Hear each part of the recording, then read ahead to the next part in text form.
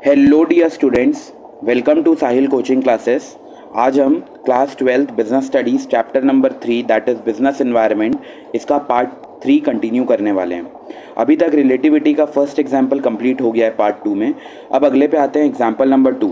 Example number 2 में relativity का ही मैं पॉइंट बता रहा हूँ जो बुक में दिया हुआ है। लिखा क्या है, जैसे एग्जाम्पल समझो। When consumer organisation finds pesticide in cold drink, जब कंज्यूमर जो ऑर्गेनाइजेशन होते हैं, जो भी कंज्यूमर के सेफ्टी, कंज्यूमर के प्रोटेक्शन के लिए बने गए होते हैं फोरम वगैरह, इन लोग ये पाए कि ये जो कोल्ड ड्रिंक वगैरह है इसके अंदर बहुत सारे पेस्टिसाइड्स वगैरह निकले, बहुत सारे केमिकल वगैरह निकले। तो जब ये मार्केट में न्यूज़ सर्कुलेट हुआ तो डिमांड फॉर कोल्ड ड्रिंक क्या हो गया, कम हो गया। और उसके रिलेटिविटी अगर हम लोग कंपेयर करें फ्रेश फ्रूट जूस का डिमांड, तो वो क्या हो गया, बढ़ गया। तो रिलेटिविटी का मतलब होता है जब हम लोग किसी को किसी के साथ कंपेयर करते हैं। तो यहाँ पे रिलेटिविटी किसके साथ है, कोल्ड ड्रिंक का कंपेरिजन हो रहा है फ्रेश फ्रूट जूस के साथ। तो उसका डिमांड कम हुआ और रिलेटिवली इसका जो क्या बोलेंगे डिमांड है वो बढ़ गया। ठीक है, तो देखो हम लोग अभी क्या पॉइंट पढ़ रहे थे, ये पढ़ रहे थे रिलेटिविटी।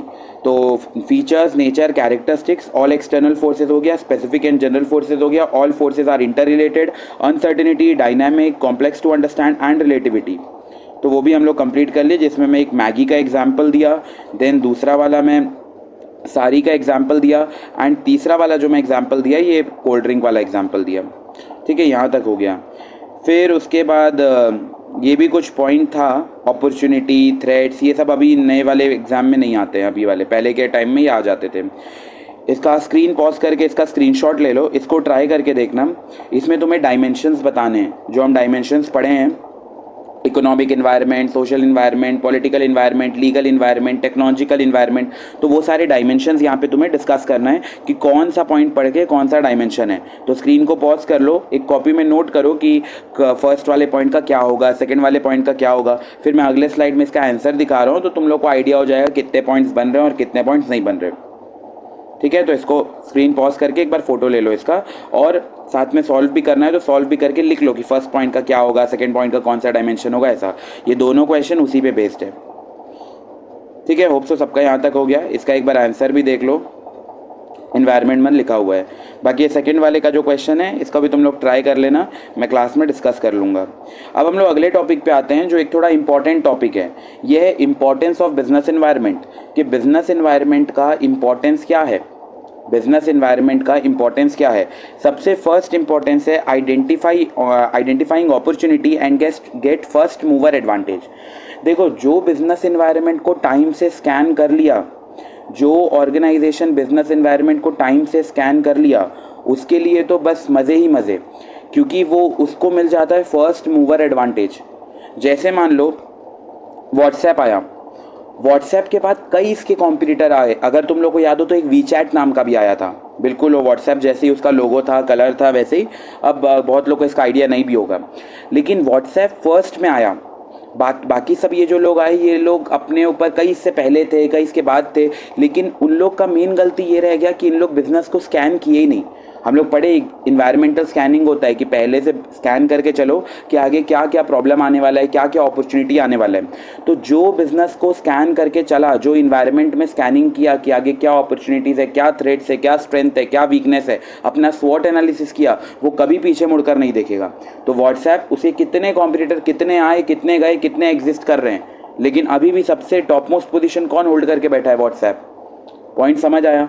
सिमिलरली ये मारुति स्मॉल कार्स जो है, ये भी वही, इनको फर्स्ट मूवर एडवांटेज मिला। तो बिजनेस इन्वायरमेंट का मेन पहला इंपॉर्टेंस ये है कि अगर हम बिजनेस इन्वायरमेंट को टाइमली स्कैन करते चलेंगे तो हम आइडेंटिफाई कर पाते हैं अपॉर्चुनिटीज़ और हमें मिल पाता है फर्स्ट मूवर एडवांटेज। क्लियर? देखो ये वाला point, enables the firm to identify opportunity and get first mover advantage। ये सब इसके बारे में मैं पॉइंट यहाँ लिखा हूँ कि क्या टाटा मोटर्स कब आया, कितने का गाड़ी लेकर आया, ये सब पॉइंट है। ठीक है, अब इसके बाद अगले पे आते हैं, अगले पॉइंट पे आते हैं। सेकंड पॉइंट है helps the firm to identify the threat and early warning signal. जो बिजनेस इन्वायरमेंट को स्कैन करते चला, उसको पता चल जाएगा कि आने वाले टाइम में क्या क्या थ्रेट्स है, क्या क्या बाधाएं हैं, और उसको एक अर्ली वार्निंग सिग्नल मिल जाएगा। जिससे उसको आइडिया रहेगा कि मैं कैसे अपने आप को सतर्क कर सकता हूँ, कैसे अपने आप को ठीक कर सकता हूँ। तो पहला वाला पॉइंट क्या था, enables the firm to get first mover advantage, कि हम लोग सबसे बेस्ट हो जाएंगे। अगर हम स्कैन करते चले तो हमें बाकियों से पहले पता चल जाएगा। सेकंड, अगर हम पहले से स्कैन करते चले, सब इन्वायरमेंटल स्कैनिंग करते चले, तो हम थ्रेट्स और अर्ली वार्निंग सिग्नल्स हमें मिल जाएंगे, जिससे हम सतर्क हो पाएंगे। Third, helpful in tapping and assembling resources, ये तो सबसे बेस्ट बात है। जो सबसे आगे रहा वो सबसे ज़्यादा रिसोर्सेज को टैप कर पाएगा। जैसे मान लो फॉर एग्जांपल कोचिंग का ही एग्जांपल लेते हैं, मैं मान लो तुम लोगों को बोला पढ़ाई करो, रिवीजन करो। अब कोई पढ़ रहा है, कोई नहीं पढ़ रहा है, वो हर बार की बात है। कोई अच्छा पढ़ रहा है, कोई नहीं पढ़ रहा है, कोई रिवीजन नहीं कर रहा है, कोई कर रहा है, ऐसा वाला हिसाब किताब है। तो अब बताओ कौन सबसे पहले सैम्पल क्वेश्चन पेपर करेगा? वही कर पाएगा जो सारा जो चैप्टर्स है, सारा कवरेज है, वो पहले कंप्लीट करेगा। वो तो सैम्पल पेपर कर ही नहीं पाएगा वो स्टूडेंट जो अभी तक कोर्स कंप्लीट नहीं किया है। तो इसीलिए जो लोग फर्स्ट मूवर एडवांटेज करते हैं, जो लोग सही टाइम में सही कदम लेते हैं, इन लोग टैप कर पाते हैं और असेंबलिंग कर पाते हैं रिसोर्सेज का।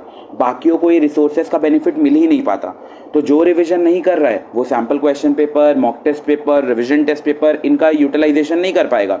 लेकिन जो रिवीजन करते चल रहा है वो बाकियों से पहले टैप कर पाएगा, मतलब वो रिसोर्स का यूज़ कर पाएगा।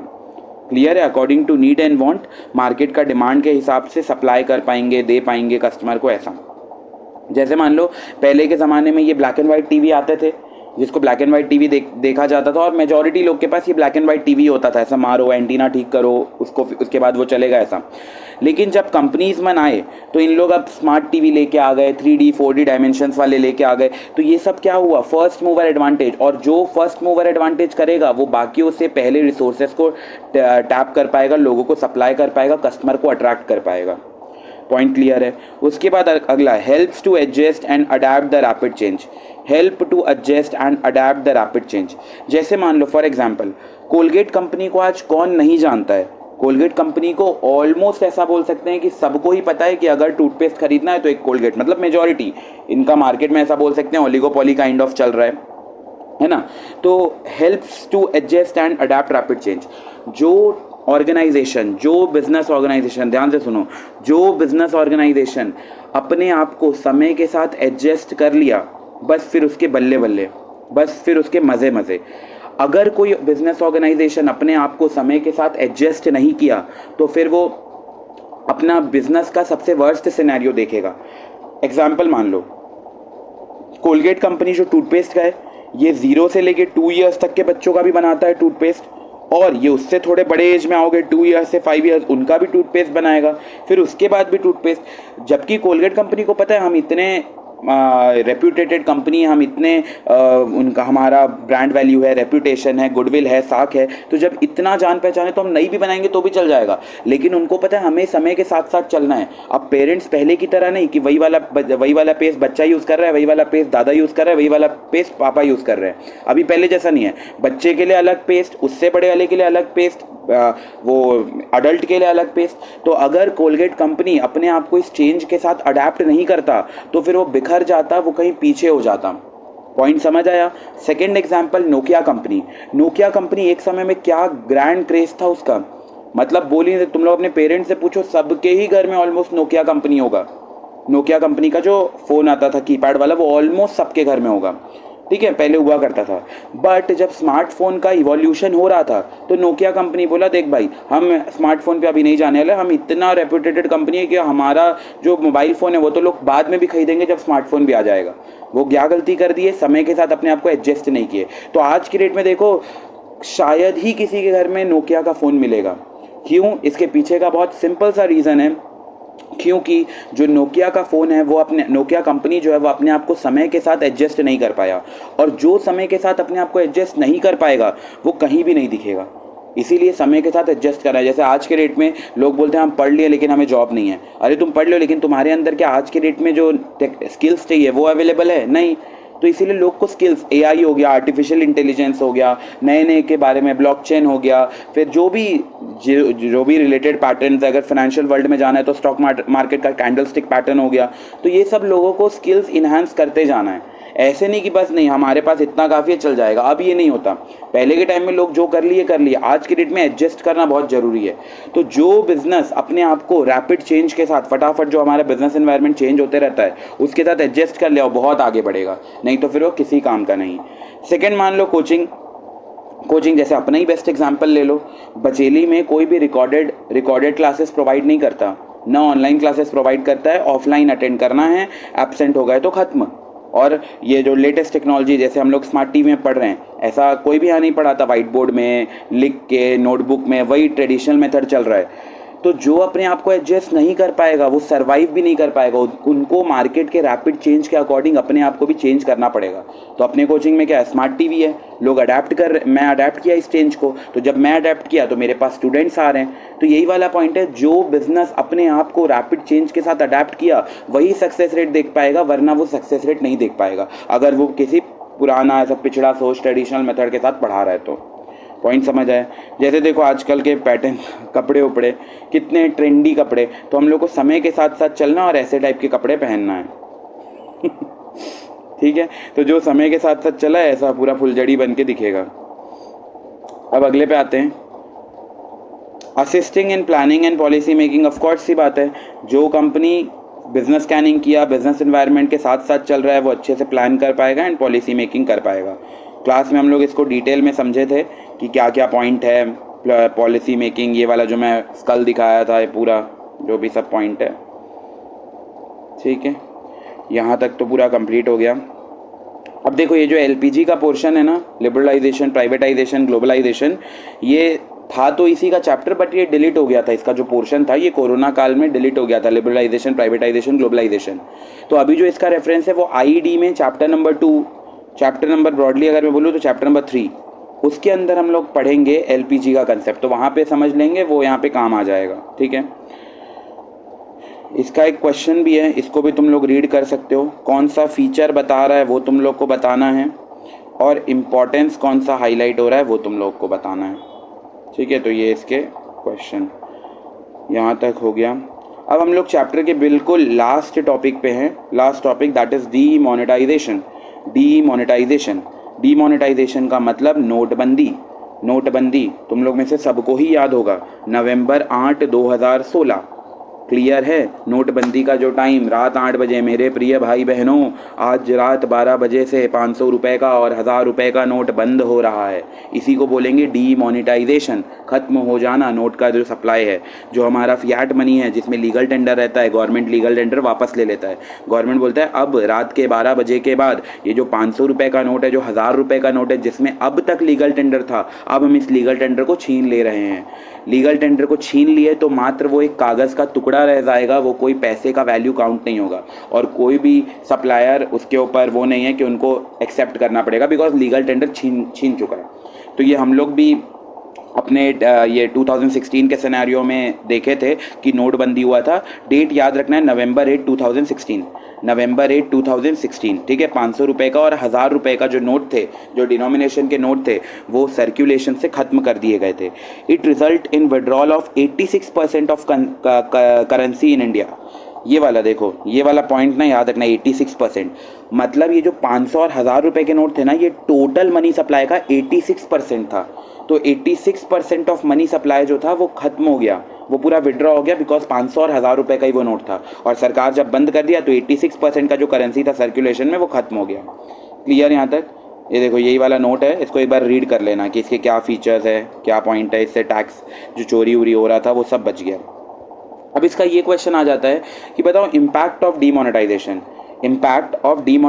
की डीमोनेटाइजेशन आया तो उसका क्या परिणाम हुआ, क्या उसके इम्पैक्ट हुए।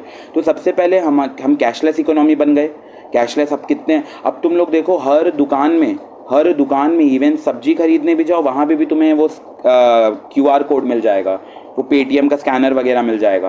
क्यों, ऐसा पहले था क्या? नहीं। ये जो 2016 में जो 8 नवंबर 2016 के अंदर जो देखा गया, क्या देखा गया? डीमोनेटाइजेशन।